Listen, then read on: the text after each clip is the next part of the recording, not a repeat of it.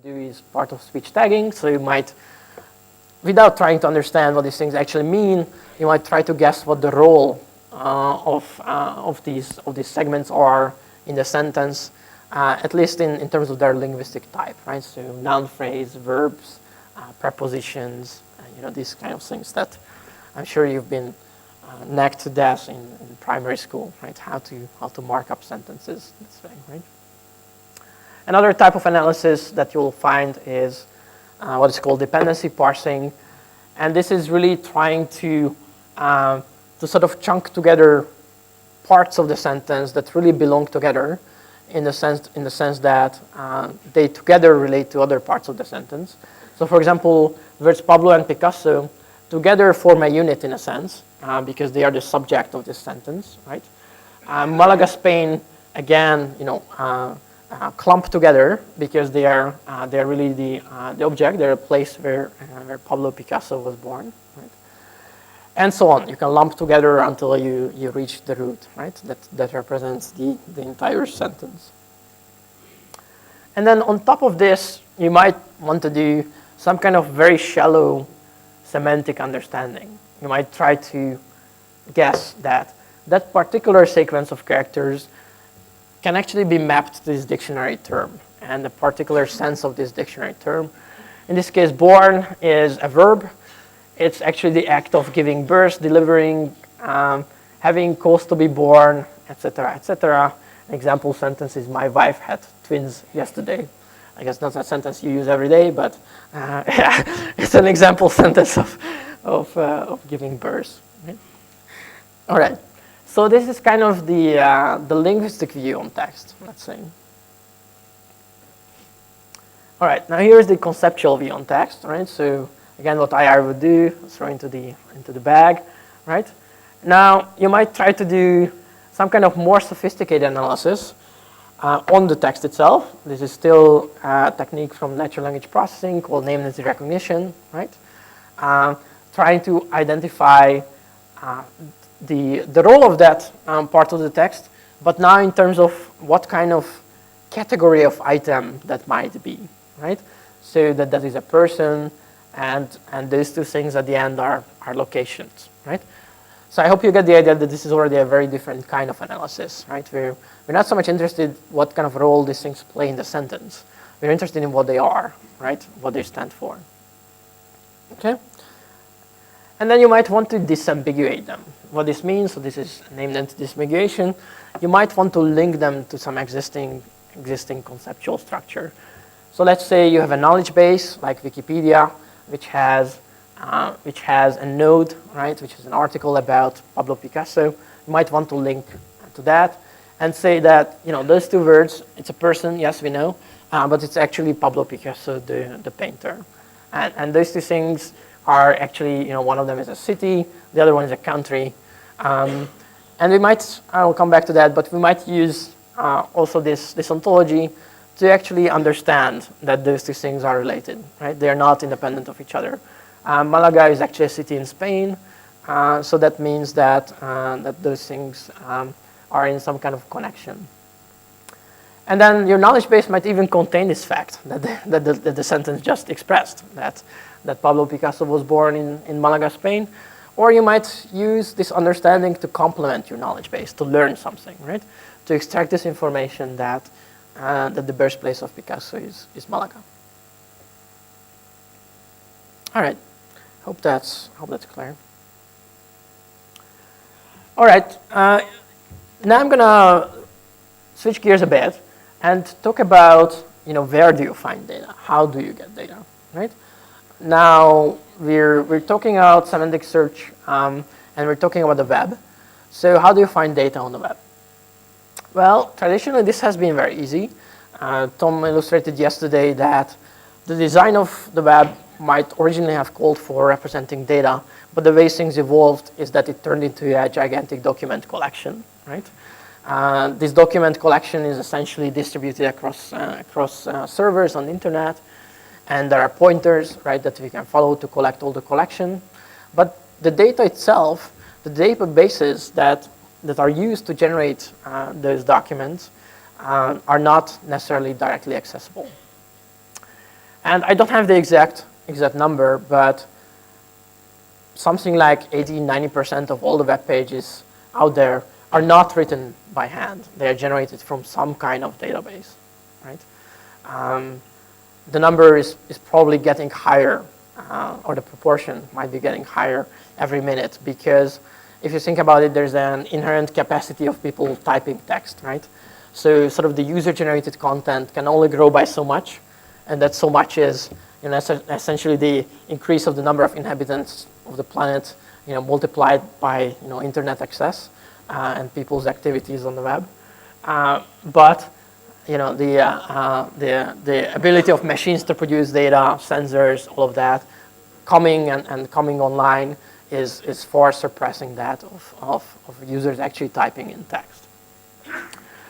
So there's a lot of data out there that is not directly accessible. It's accessible if you actually parse the HTML in some way, and I'll talk about that. Sometimes it's hidden behind forms. So even before that page gets generated, you have to enter something into a form, and then the page is dynamically generated for you, just for you. But very often it's just presented in HTML, and you need to do something to get it out of HTML. And most certainly, the structure is lost in this process. The structure is lost in the sense that you have a page, but you don't know where the data is on that page. Let's say it's a restaurant review site, like Burp in India, right? Where you have restaurant, you know, there is some data on the page. You know that you want to extract that, but even finding it where it is difficult, right? And then identifying the different fields is difficult, as well as their meaning, right? So where is the phone number on the page? You know, where's the rating of the restaurant on that page, etc. Now there are two broad solutions to address this. One is to apply various information extraction techniques. The other one is to hope that the semantic web exists, let's say, and hope that someone did the work, right? And either publish this data separately, and I'll say a few words about how to publish data separately, or put it inside HTML, right? All right, so these are the two broad alternatives that we're going to use to collect data. Information extraction is something I will not cover. I'll just put up some pointers and some of the techniques that people use, right? So you need to attack these HTML tables, for example. So there's related work on that. There's related work on form filling, right? So you need to go inside these forms. You need to try to fill in some of these forms, possibly with good guesses of what might go into the different fields to get some result pages, and then, you know, do some kind of extraction. Often this goes by learning from trained examples. You know, someone giving you some annotated pages, and then you learning from it, learning to extract essentially from that page.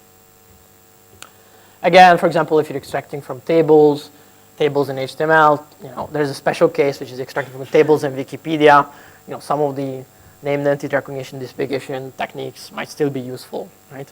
To identify the right tables, to identify what might be in the table, right? To identify the semantics of what that column might be, right? So what that column of the table might stand for. All right, but if we forget about information extraction and focus on what data is out there that we don't have to do extra effort to get, then here's the picture. Well, of course, we have lots of unstructured data of the type that you know, HTML, linked text in pages, and, you know, the things that we typically do is we collect some statistics, right? We're counting. We are computing some things on this graph, right? Page rank, and so on. The second type of data that we might have is someone giving us structured data, hopefully already in the form of a graph. If it's not in a graph, there are tools to, for example, convert a relational database into RDF data. In this case, we have nodes that represent entities, and we have edges that represent relations between the entities. Okay? And hopefully, and that is to be hoped, someone else also gives you an ontology. And that is, gives you a schema to the data, tells you what are the possible types of entities, what are the possible types of relations, which relations is allowed between which types of entities, and so on and so on. Right? So some constraints on the usage that will also allow you to infer new things. I'll show you examples of that. But hopefully this is the case. You don't just find a raw RDF dump, but you find an ontology with it that explains the data in a way. It's very hard. Of course, you can do things, right? Of course, you can do things if you find a data set, right? You find a CSV file that's in a foreign language you've never seen. You have no idea what's in the data. You can still do something with it, right? It's still better than having unstructured data because this data is still divided into columns, and those columns still have headers, and you see that. But of course, it's much more difficult because you don't really know what the data is about. All right, and then you have all kinds of hybrids, right? So one example is RDFA, right? So someone embedded actually the structured data inside HTML. So now you have an interesting situation where you know that you have the same information in text and you have the same information in structured data. Right? So that's a fairly interesting scenario.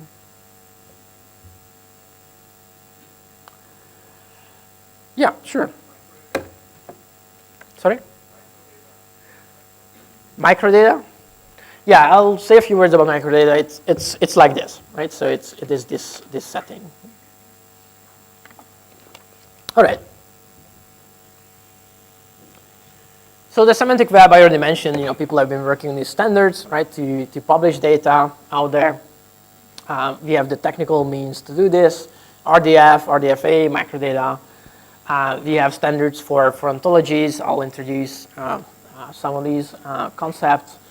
We also have ways to, wow, I've been lighted.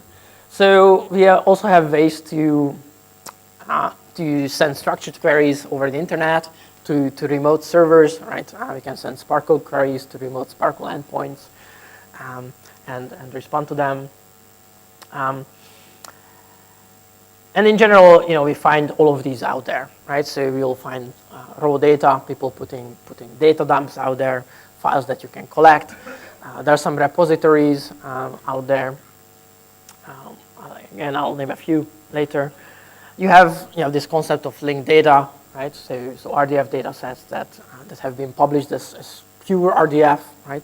Linked to other data sets, HTML as well as Sparkle endpoints, and you will have to attack all of these types of data in different ways. Ontologies are typically published as standalone documents in OWL format, which I'll introduce. RDF, I'll not go again to great extent to explain it. As Tom mentioned, it is a graph-shaped data model because we fundamentally, I guess, believe that most interesting data can be represented as a graph. So this was a choice that was made in sort of early days of the semantic web.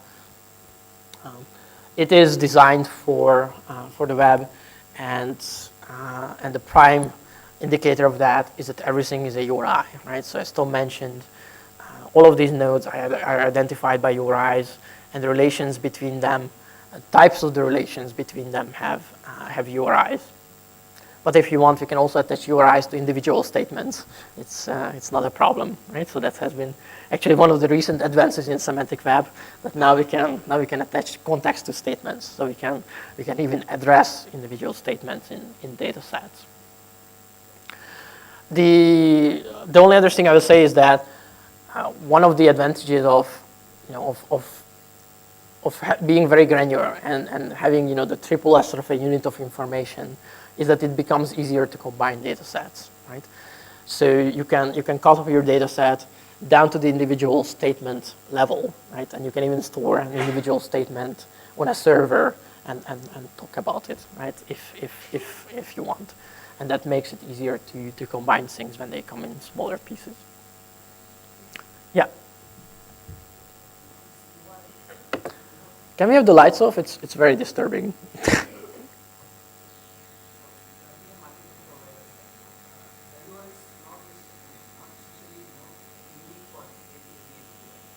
That's right. That's right. Right. So I'll not say a great deal about that problem. The problem you referred to, and I'll rephrase it, is the entity linking problem, right? So you have multiple representations of the same entity, right? You find two data sets. They are referring to the same entity with different URIs, right?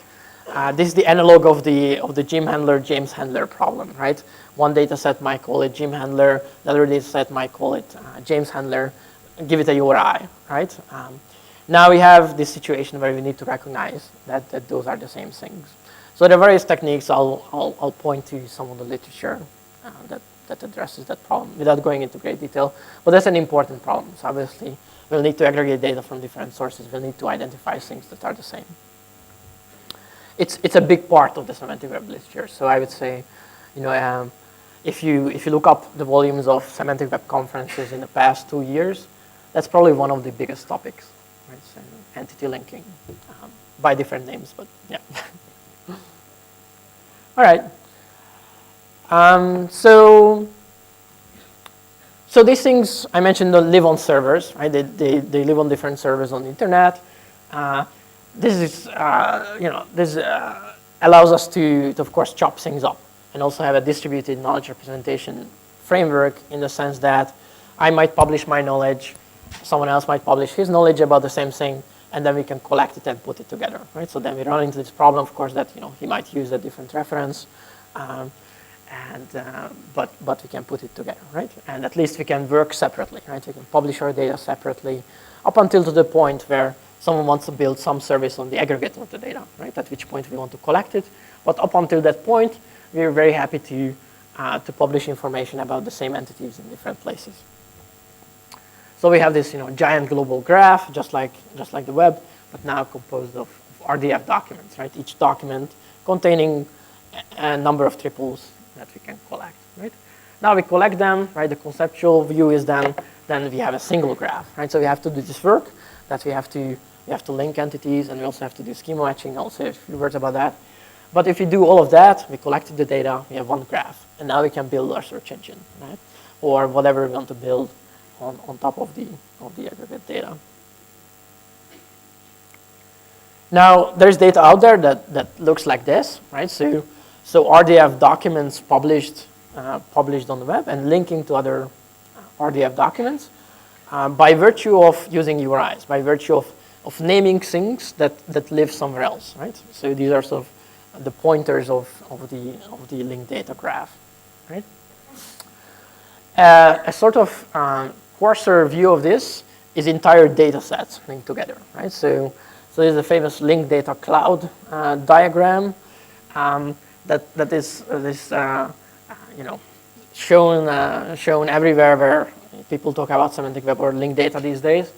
I'm sufficiently surprised that Tom hasn't shown it yesterday, so I feel obliged to show it to you.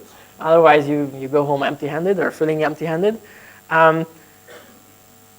Essentially, this is a diagram that depicts some of the data sets that are out there and which data sets contain pointers to which other data sets.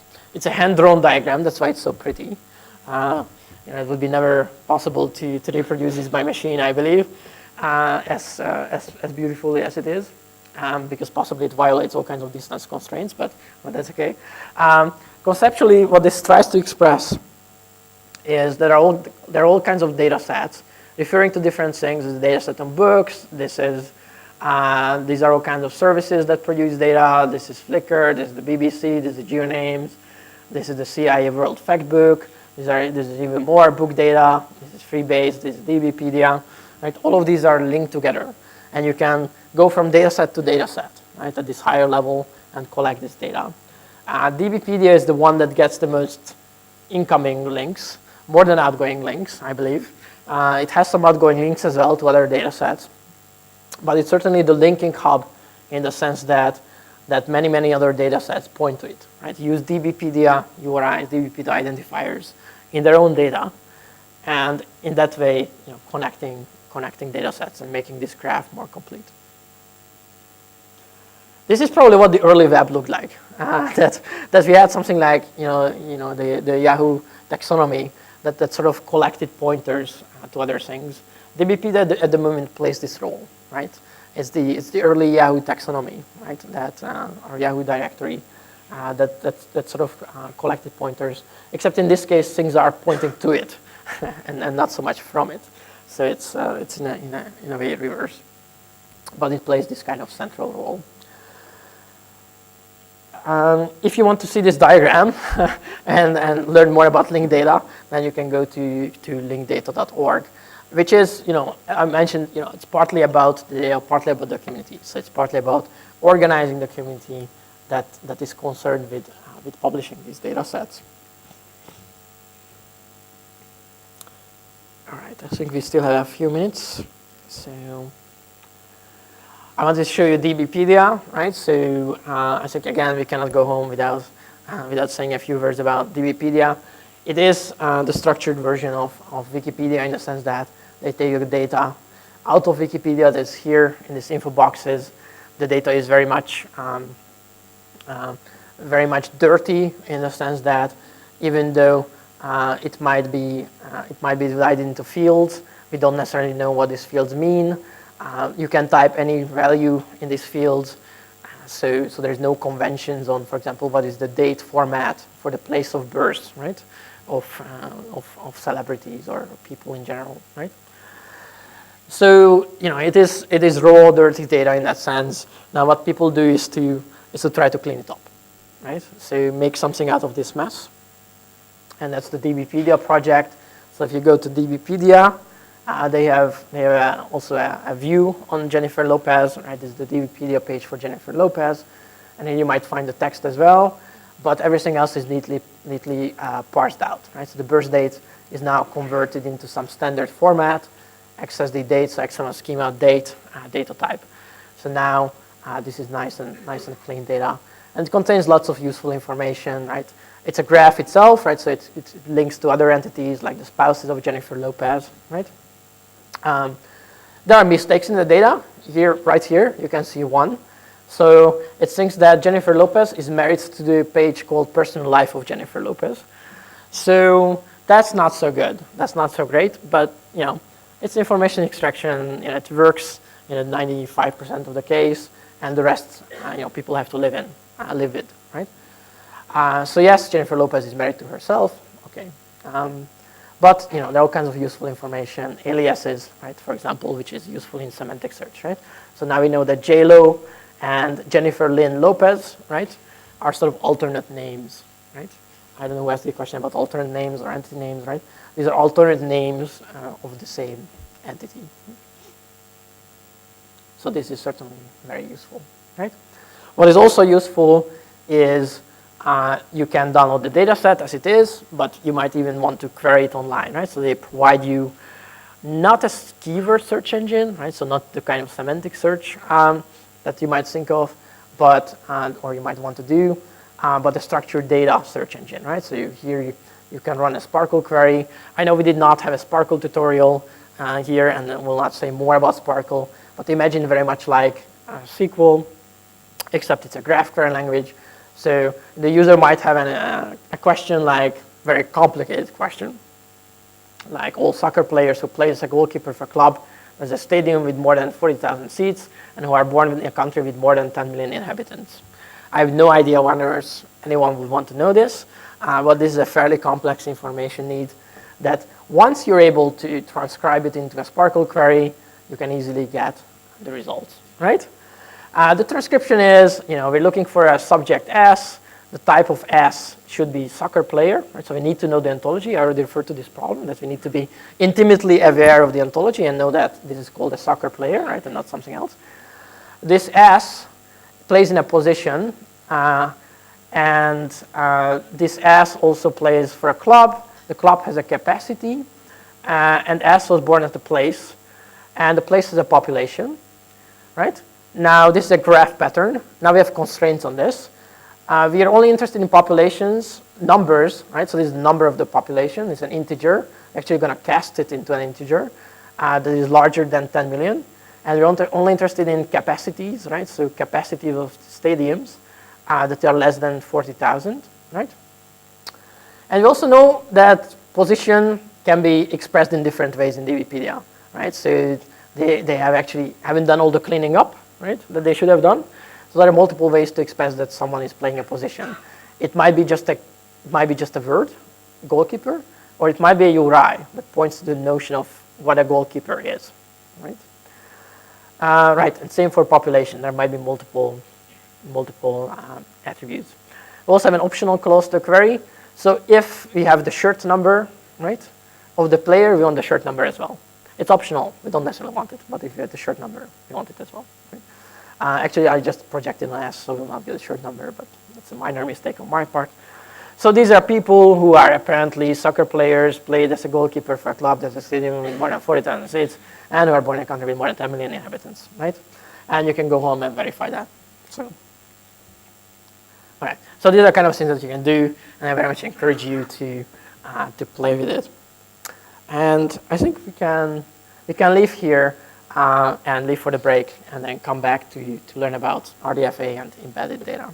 All right. Thank you.